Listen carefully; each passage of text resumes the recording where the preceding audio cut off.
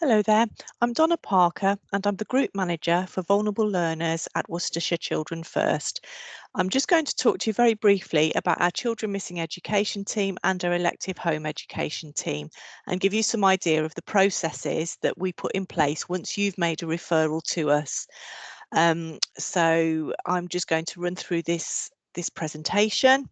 So the reasons for becoming a child missing education, so CME, there's very varied reasons, but some of the more common ones are that the child has moved into the area, or they've been elective home education for a short amount of time and it may be that the education has been deemed unsuitable, or it could be that the family have decided that they need to be back in school and elective home education wasn't for them. They then get passed on to our Children Missing Education team to be supported to get into obtaining a place at school. Another time might be that a child's been permanently excluded from school and the family have refused their allocated place at our short stay school or our PRU for their 6-day education provision.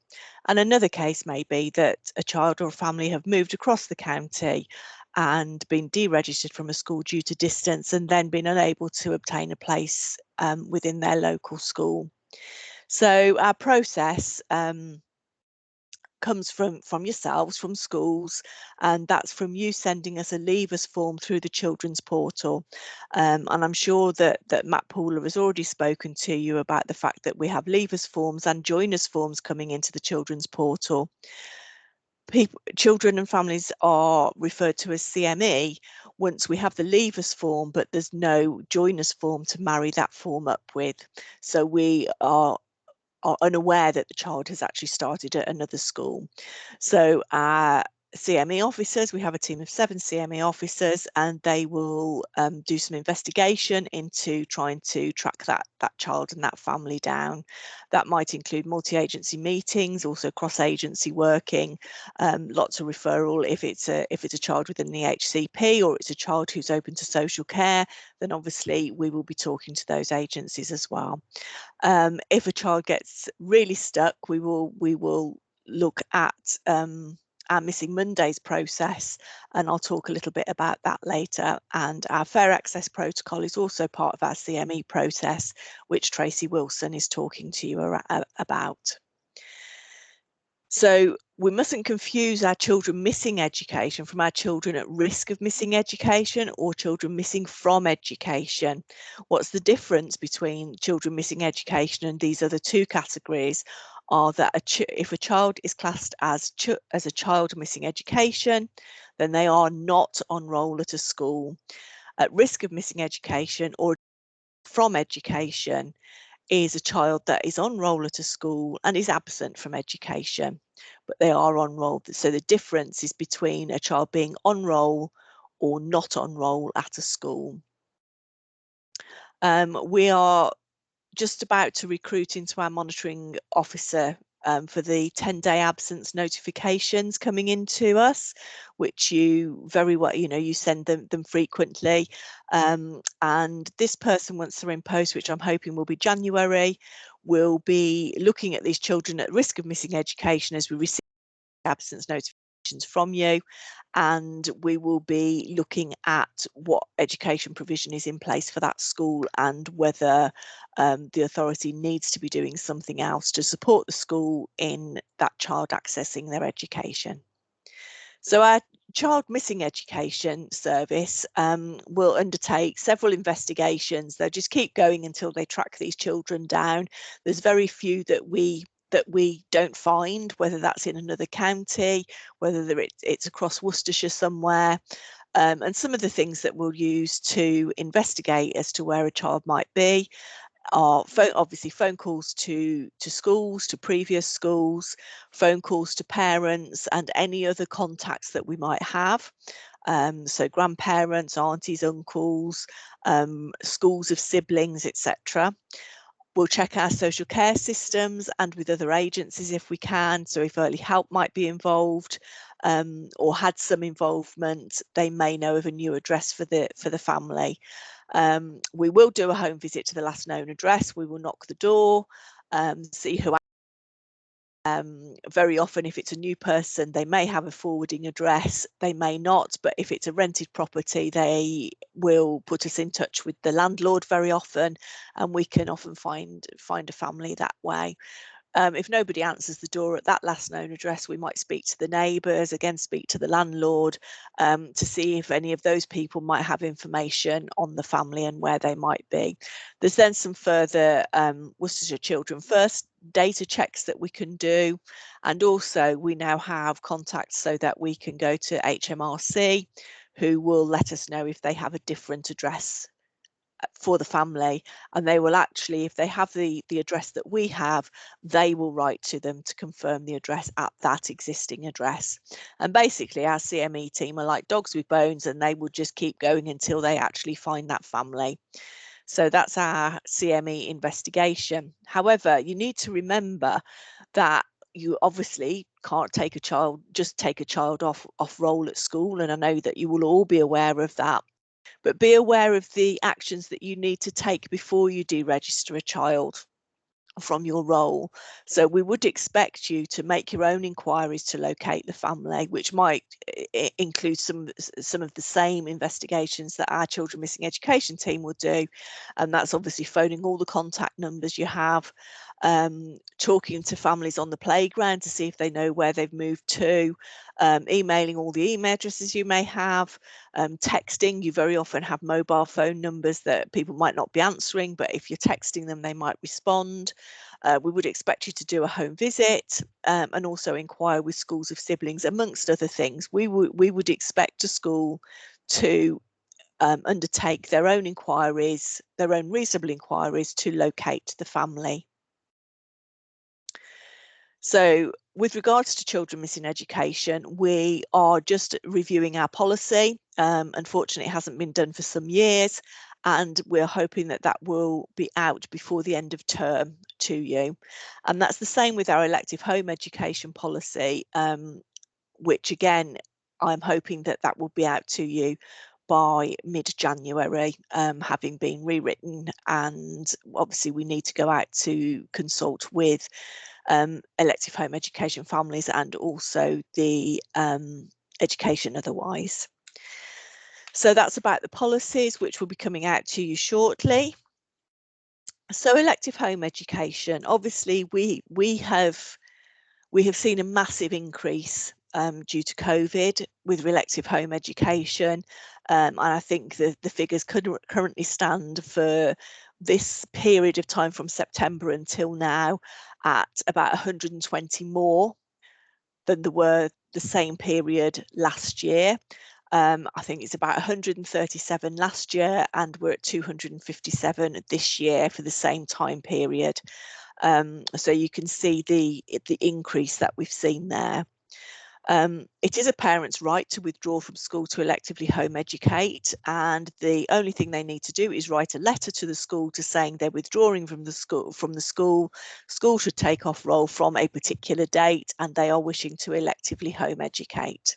At that point, legally, the school can take the child off roll, but we have actually put some processes in place around that, just so that parents are aware of what their responsibilities are.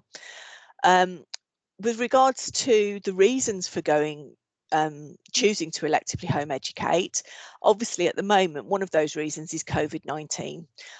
However, we have seen a split of COVID-19 reasons in the fact that about half of them are saying that it's around the anxiety. It might be the anxiety of the parent, it might be the anxiety of the child or young person not wanting to return to school because they don't feel that it's safe. The other half, however, are telling us that they've had a great time actually educating at home during COVID, and this is what they want to do going forward. We're having some really robust conversations with our elective home education families, and assuring so that we ensure that they know that they're not going to receive work from the school. If they electively home educate, it will be up to them. All of the education will be the parents' responsibility. So we're making that very clear at that point. But yes, we have several parents and families that are choosing to do it because of the really positive experience that they've had working at home with their children during COVID-19. And I think that, that is down to the schools and how well they have done the online and remote working, going home to children. So other reasons are dissatisfaction with school not meeting the child's needs maybe. Other people choose to electively home educate because that's what they believe is right, that's what they want to do, and they do a really good job of it. Other reasons are obviously if a family are trying to avoid their child being excluded or prosecuted for non-attendance, and they see it is seen then as an easy route out. We work hard with those families to make sure that it's the right decision for them, but obviously that they have the right to withdraw. Bullying, and there are lots and lots of other reasons that a family might decide to electively home educate. Our process has changed over the last 12 months, 18 months, where we have a much more robust system. So of course, the first part of the process is the letter to school from parents asking the school to withdraw their child from their role, and then you will be referring into us via the children's portal. More recently, we've put an exit interview form in for schools to use with parents at that point of them making the decision as to whether they are going to electively home educate.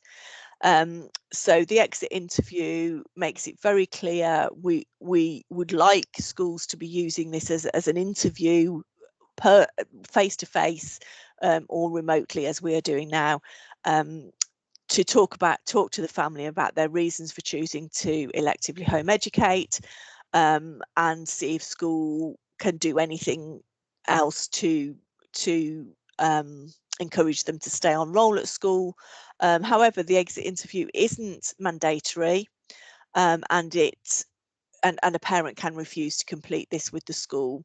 All they need to do legally is send that letter into school. You will send us the referral. Schools will send us the referral into our elective home education team via the Children's Services portal. The next step for the family and for our team is we have put a triage system in place, and our triage officer will contact the family within 10 days to talk to them again about their reasons for electively home educating, seeing if there is any advice that can be offered to the family about where they're going to find different types of education provision, etc.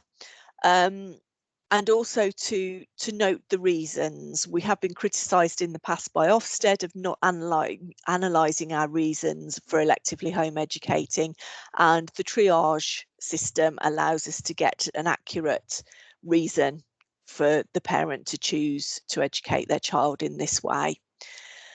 At that point, the file is passed to another elective home education officer who at 12 weeks will offer the family a home visit or a meeting to look at the suitability of the education. It is down to the parent to provide us with the information for us to be able to decide whether the education is suitable for that child. If at that point it is deemed suitable, following on from that, the parents will have an annual contact with us, and they proceed with their elective home education. When we're looking at the suitability of education, we need to know that the education is suitable for the child's age, aptitude and ability. However, if there is no engagement from the family when we're trying to contact them, and that might be at the triage stage, it might be at the assessment stage, it might even be at the annual contact stage. If there is no engagement, or if we are unable to get any kind of word from the family about to enable us to assess the suitability of the education, then we will refer to our child missing education team, who will then support in finding a school place for the child. And if parents again don't engage with that, then it may be that we need to go down the school attendance order route. So that's a quick run through of our processes. And again, I'll reiterate that our policies are being updated, and both the CME and the EHE policies will be with you very shortly. And here are just some useful contacts for you if you have any questions around either of those areas. Thank you for listening to me, and I hope that was helpful. Goodbye now.